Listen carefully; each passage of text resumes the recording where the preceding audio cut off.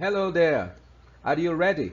Todo mundo pronto para mais uma aula de inglês que vai visar as estruturas da língua inglesa? Nós vamos comparar hoje dois tempos verbais muito importantes, muito iniciais, quer dizer, eles são estudados logo no início de qualquer curso em inglês, mas muita gente ainda continua usando errado. A gente vai ver hoje a diferença entre dois tempos verbais importantes e nós vamos ver a aplicação deles também. Vamos dar uma olhada? Segue aí. Bom, vamos lá então. O que a gente vai olhar hoje aqui como tempos verbais importantes, a gente vai destacar tempos verbais iniciais, que são o simple tense e o continuous tense. O que a gente tem para mostrar sobre o simple tense primeiramente? Vamos dar uma olhada aqui na estrutura dele e o que a gente vai precisar para formar simple tense. Primeiramente, vamos entender que simple tense se divide em dois tempos verbais. O simple present ou present simple, tanto faz. Tem as duas formas de falar o nome desse tempo verbal, presente simples, né? Tanto faz dizer simple present quanto present simple, tá legal? Agora, também existe em simple tense o simple past. O simple past, também chamado de past simple, mais uma vez, tanto faz, você vai dizer um ou outro nome, é a mesma coisa. Os dois, o simple present e o simple past, fazem parte do simple tense. Mas o que a gente destaca no simple present? Vamos dar uma olhada nele primeiro. A gente destaca o verbo do, ou a conjugação para a terceira pessoa, does. Vamos relembrar? I do, you do, he, she, it does. I do, you do, he, she, it does. Quer dizer, quando você estiver falando de uma pessoa só, um homem, uma mulher, ou de um bichinho, ou de uma situação, de uma coisa, você não vai usar mais o do, você vai usar o does. E depois, nas três últimas pessoas, as pessoas do plural, você sabe que elas são todas iguais. I do, you do, he, she, it does, para o singular. We do, you do, they do, para o plural. E no passado? No passado, esse verbo vai virar did. O simple past vai usar como verbo auxiliar a palavrinha did. É o verbo do no passado. Vamos dar uma olhada primeiro aqui no presente. Vamos trazer uma frase no presente para você poder entender o que a gente quer. I want to make a cake today. I want to make a cake today. Vamos relembrar uma coisa que a gente já falou em outra aula? Toda vez que o primeiro verbo da frase não for nem o verbo to be, nem o verbo have, automaticamente essa frase está em simple tense. Como o primeiro verbo da frase aqui é want, automaticamente o tempo verbal da frase é simple present. E por que simple present? Porque o verbo want, o verbo querer, está no presente. Então a gente diz I want to make a cake today. Se eu quiser falar eu quero fazer um bolo hoje. Mas se eu quiser transformar essa frase agora numa negativa ou numa interrogativa, de quem que eu vou precisar? Do meu amiguinho lá, o do ou does, que funciona como verbo auxiliar para esse tempo verbal. Vamos ver aqui. Olha só a negativa. I do not want to make a cake today. I do not want to make a cake today. Eu não quero fazer um bolo hoje. Eu posso juntar o not, que traz a negativa para a frase, com o do, que tornou possível a presença do not aí nessa frase, né? Sem o do, eu não posso colocar o not nessa frase, porque fica errada. Então, o que eu falo? Eu posso falar contracted form. Forma juntinha lá as duas palavras. I don't want to make a cake today. I don't want to make a cake today é a minha negativa. E a interrogativa? Basta eu colocar o do antes do pronome aqui, ou do sujeito da frase. Ó.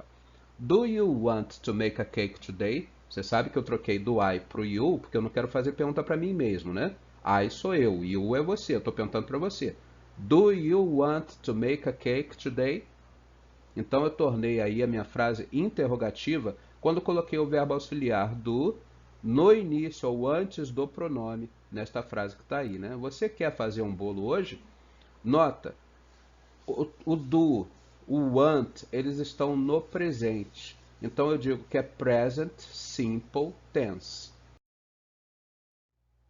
Agora como é que vai ficar isso aqui no passado? Passado simples, né? Como é que ficaria esse mesmo estilo? Usando sempre o nosso did como verbo auxiliar para fazer as frases negativas ou interrogativas. Lembrando, o verbo do no presente, o verbo did no passado, são auxiliares em simple tense. Um para simple present tense, o outro para simple past tense. E nesse tempo verbal, eles não aparecem nas frases afirmativas. Por isso que eu tenho como meu primeiro exemplo aí uma frase afirmativa. Maria wanted to make a cake yesterday. A Maria quis fazer um bolo ontem. Nota que eu trabalho com o verbo want, como é um verbo regular, basta eu colocar ed no final dele e eu tenho quis. Maria quis fazer um bolo ontem. Como é que ficaria isso aqui na negativa ou na interrogativa? Vamos dar uma olhada. Olha lá. Maria did not, ou, de forma contracted, didn't. Maria didn't want to make a cake today. Nota que eu mudei a última palavrinha. Era ontem, yesterday, passou para hoje, today. Mas como a ação já foi passada, então continuo com o meu passado simples ali, ó. Maria didn't want to make a cake today. Sem problema. Maria não quis fazer um bolo hoje. E a interrogativa? Basta eu colocar o did na frente do sujeito. Did Maria want to make a cake today? Você notou que do momento que eu coloquei o did, eu não coloquei mais o wanted. Porque quando a gente tem o verbo auxiliar, o verbo principal não trabalha mais, ele não tem mais conjugação. Mas eu tenho que manter ele lá, porque senão eu fico sem referência, eu não sei do que eu estou falando, né? A Maria quis fazer um bolo hoje. Nota que eu não traduzi o did, porque em português esse tipo de verbo auxiliar, como ele está sendo usado aqui, para mostrar uma negativa ou uma interrogativa, não tem tradução em português. Por isso eu pulo essa palavra quando eu vou traduzir. Olha a minha negativa de novo. Ó. Maria não quis fazer um bolo hoje. Eu pulei o did, porque não tem tradução para ele em português. Did Maria want to make a cake today? A minha interrogativa, eu pulei o did. A Maria quis fazer um bolo hoje? Quer dizer, aquele did está só me mostrando que o want, que é o verbo querer, vai ter que ficar no passado. Tá legal? Bom, agora uma outra coisa importante. Vamos dar uma olhada na diferença entre o simple present e o simple past. Qual é a diferença na aplicação se eu vou usar uma frase em simple present de se eu vou usar uma frase em simple past? Porque os dois são simple tense, mas existe uma diferença de aplicação muito grande. Primeiro, simple present são frases que eu vou formar para falar de fatos, rotinas ou realidades. Aqui eu tenho 3 exemplos com 3 verbos diferentes. The Amazon is a rainforest, we study English e I work every day. Nota que as 3 frases refletem um fato, ou uma rotina, ou uma realidade. O Amazonas é uma floresta tropical, nós estudamos inglês e eu trabalho todo dia. Nota que mesmo quando eu não estiver trabalhando, eu posso falar I work every day, porque isso é um fato ou uma realidade da minha vida. We study English é a mesma coisa. The Amazon is a rainforest é um fato. Né? Então, fatos ou rotinas são independentes de se eu estiver fazendo aquela atividade naquele momento ou não. Ele está apenas refletindo uma realidade ou uma rotina, um fato da minha vida. No momento atual, sim, no dia a dia, no meu dia a dia, no hoje em dia. Agora, qual é a diferença disso para o Simple Past? Vamos dar uma olhada no Simple Past. O Simple Past trata de eventos passados, coisas que já aconteceram e que não podem ser mudadas. Como está aí em inglês, ó. Simple Past. Past events that can't, em inglês britânico, ou em inglês americano. Past events that can't be changed. Olha a minha primeira frase. Brasil was discovered in 1500. O Brasil foi descoberto lá em 1500. Isso não vai mudar. Por isso a frase em simple past. I traveled abroad. Eu viajei para outro país. The cake overcooked. O bolo queimou, assou demais. The cake overcooked. Nota que as 3 coisas às quais estas frases se referem estão trazendo a atenção para nós um evento específico no passado. Não tem mais a rotina, não tem mais aquela coisa de falar de que várias coisas aconteceram no passado, não. Estou falando de um evento no passado, uma coisa que não pode mais mudar. Já aconteceu, já era, bye bye. Bom, agora que a gente já falou sobre a diferença de Simple Present para Simple Past, Que a gente já falou que em Simple Present a gente vai precisar colocar o do ou does como verbos auxiliares para fazer negativas e interrogativas. E que a gente já falou que em Simple Past a gente vai precisar da palavrinha did para fazer negativas e interrogativas. Vamos comparar esse tempo verbal com esse agora. Ó. Dá uma olhada. Follow me, please. Bom, vamos lá então. O próximo tempo verbal que a gente vai examinar nesse momento, também chamado de tempo verbal inicial por mim nesse vídeo, porque é um daqueles tempos verbais que a gente aprende logo no início, nos cursos de inglês, e muitas vezes a pessoa massifica tanto que acaba achando que só existe ele. É o que a gente vai chamar aqui de continuous ou continuous tense.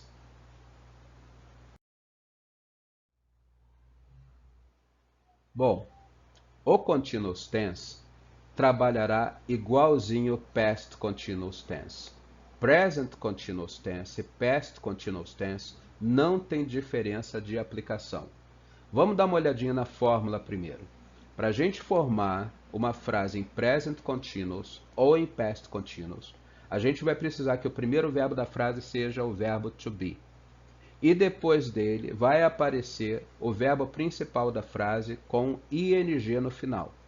Entendeu? O primeiro verbo que você tem de colocar obrigatoriamente para formar uma frase em presente contínuo ou em past continuous vai ser o verbo to be. E depois, o verbo que você precisar na frase, o verbo principal da frase, você vai colocar ing no final dele. Então é importante a gente lembrar de qual é a conjugação para o verbo to be. Primeiro no presente. Vamos dizer junto, vamos lá. I am, you are, he, she, it is, we are, you are, they are. Vamos lá. I am, you are, he, she, it is, we are, you are, they are. Nota que você não fala are, hein? Nunca se fala o é no final de uma palavra em inglês. E no passado, qual é a conjugação do verbo to be? Vamos lá. I was, you were, he, she, it was, we were, you were, they were. I was, you were, he, she, it was, we were, you were e they were. Valeu, legal. Então vamos ver como é que a gente pode usar isso aqui, esse conhecimento, em present continuous. Vamos ver como é que vai ficar nossos exemplos de frases aqui em present continuous. Vamos ao primeiro deles aqui.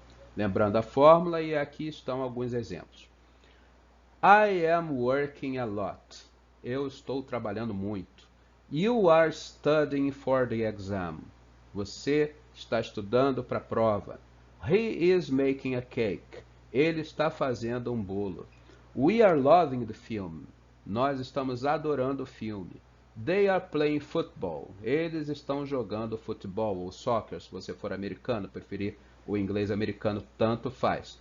Legal, gente? Você percebeu? Primeiro foi obrigatório colocar o verbo to be no presente. E depois você pegou o verbo que você ia trabalhar e colocou ing no final dele. Mas nota que a terceira e a quarta frase trazem os verbos make, que termina com e, e o verbo love, que termina com e também. Nesses casos, ou seja, quando o verbo terminar com e, tira, corta esse e fora e vamos colocar o ing no lugar.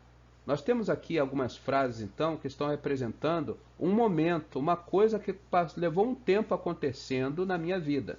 Então, o foco agora não é só o fato, não é só a realidade, mas que aquela realidade leva ou está levando um tempo acontecendo na minha vida. Vamos lá. Eu estou trabalhando muito. Momento atual de vida. Você está estudando para a prova. Momento atual da tua vida. Isso leva um tempo acontecendo. Ele está fazendo um bolo. Leva um tempo acontecendo no momento atual da tua vida. Nós estamos adorando o filme, a mesma coisa. Quer dizer, esse é o foco. Você vai lembrar de coisas que estão levando um tempo, estão tendo uma continuidade na tua vida. E vamos comparar então com o past continuous, né? Para falar então de coisas que levaram um tempo acontecendo na vida da pessoa, né? A fórmula é a mesma, não muda nada, só que agora o verbo to be vai ter que entrar no passado, por isso que tem que ter decorado aquela conjugação lá do verbo to be. Vamos lá os exemplos. I was working a lot. Eu estava trabalhando muito. Num tempo atrás da minha vida, eu estava trabalhando muito. Aquilo levou um tempo ou teve uma continuidade na minha vida passada. You were studying for the exam. Você estava estudando para a prova. Isso levou um tempo acontecendo no passado da tua vida. E assim por diante. He was making a cake. We were loving the film. They were playing football. Eles estavam jogando futebol. Nós estávamos adorando o filme, mas já passou. Aquilo que levou um tempo acontecendo no passado já é história. He was making a cake. Ele estava fazendo um bolo. Notou? Em todos os casos, a gente tem como verbo principal o mesmo formato de antes, mas o verbo to be, que vinha antes dele, mudou do presente para o passado, então a frase passou a ser passado contínuo. Então, em passado contínuo, a gente fala de coisas que levaram um tempo acontecendo no nosso passado, que tiveram uma continuidade no nosso passado. Tem de lembrar disso. Esse é o foco, tá legal, pessoal? Alright, o que a gente pode falar então sobre o continuous tense até agora? O que a gente aprendeu? Vamos lá. Primeiro, que present continuous e past continuous compartilham do mesmo tipo de aplicação. Quer dizer, vão ser usados para falar do mesmo tipo de coisas. Olha o que está escrito aí em inglês. Things that take or took some time happening. Activities with continuity. Things that take or took some time happening. Coisas que levam ou levaram algum tempo acontecendo, ou atividades que tiveram alguma continuidade. Quando a gente estiver falando de coisas que levam algum tempo acontecendo, que tem uma continuidade, uma repetição delas, ou que isso acontecia no passado, a gente vai usar o continuous tense. Se for no presente, que isso estiver acontecendo, em present continuous. Se for no passado, em past continuous. Easy, alright? Bom, o que a gente está falando até agora traz para a gente a necessidade de dar uma comparação para você em termos práticos, não é isso? Vamos ver como usar o tempo verbal correto, que a gente prestou atenção neles hoje aqui, para falar essa frase aqui, por exemplo, ó, de onde você vem? Essa frase pode ter dois sentidos, não pode? Vamos ver aqui em inglês, ó. Where do you come from? De onde você vem? O verbo come é vir, o do está mostrando que está no presente, então de onde você vem é a tradução dessa frase primeira que eu tenho aí, igualzinho que eu tenho em português. E a segunda frase? Where are you from? De onde você é? Será que de onde você é não é a mesma coisa de onde você vem? Sim, se você estiver se referindo à origem da pessoa, onde ela nasceu, as duas primeiras frases querem dizer a mesma coisa, de onde você vem ou qual é a sua origem. Mas nota que a terceira frase é a única delas que está em present continuous. Porque a segunda frase tem o verbo to be, mas não temos nela o verbo com ing no final. Não é isso? Então a gente está vendo na terceira frase uma frase que tem o verbo to be iniciando, está no presente, e o verbo come com ing no final. Então eu tenho na terceira frase uma frase em presente contínuo que mostra o momento da pessoa na atualidade. Então veja bem, where are you coming from significa de onde você está vindo nesse momento. Eu não quero saber onde você nasceu mais, de onde você vem como origem, mas eu quero saber no momento, você está vindo da onde. Entendeu? Percebeu como é que o tempo verbal faz diferença? Às vezes a gente tem uma coisa na cabeça, mas não basta traduzi-la com as palavras que a gente conhece. Temos que usar o tempo verbal realmente correto. Olha um outro exemplo aqui muito interessante, para a gente ir um pouquinho além do que eu acabei de falar. Eu fiquei nervoso. Eu fiquei nervoso. Se eu pensar no verbo ficar, eu vou lembrar do verbo stay. Como aparece muitas vezes nas viagens, a pessoa diz assim, I stayed na hotel, eu fiquei num hotel. Mas será que eu fiquei nervoso pode ser usado o verbo stay também, querendo dizer a mesma coisa, já que stay quer dizer ficar? I stayed na hotel está certo, mas eu fiquei nervoso já não está. Nota que eu ficar nervoso não é uma localização geográfica. E o verbo stay serve para localização geográfica, como em I stayed na hotel aqui na frase. Mas se a gente quiser falar do nosso estado, de como você se sentiu, você vai trocar para o verbo get. E aí a tua frase vai ficar assim, ó. I got nervous. É o passado do get. I got nervous. Nesse caso, o verbo get, no passado got, vai ter o mesmo sentido de ficar. I got nervous. Eu fiquei nervoso. Então, gente, vamos preocupar. de aprender as palavras corretas para colocar nos lugares certos que a gente quer e o tempo verbal correto também. Very good. Agora que a gente já viu um pouquinho sobre esses dois tempos verbais importantes, ou melhor dizendo, esses quatro, né, porque cada um deles foi dividido entre present e past, eu queria te dar um exercíciozinho aí, uma coisinha para praticar. Olha para essa foto aí e me diz qual é a frase que você pode construir em Simple Present ou em Simple Past, em Present Continuous ou em Past Continuous. Coloca essa frase aí nos nossos comentários. Aquela que eu achar a mais original vai ganhar uma aula grátis comigo lá na plataforma. Coloca lá.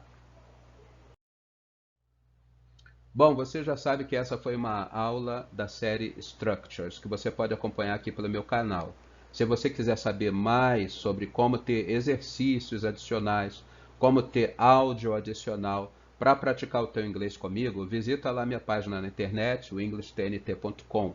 Lá você vai ver que tem 3 opções de aulas de inglês com a gente, online, via Skype ou presenciais. Lembra, você se juntar no nosso canal do YouTube, se inscrevendo, acionando lá o sininho, ou nas aulas já programadas, aulas direcionadas só para você ou para o grupo que você montar, lá pelo englishtnt.com, é de muito valor para você. Portanto, join in, chega mais, vamos junto aprender mais inglês por aí. Um abraço, see you, bye bye.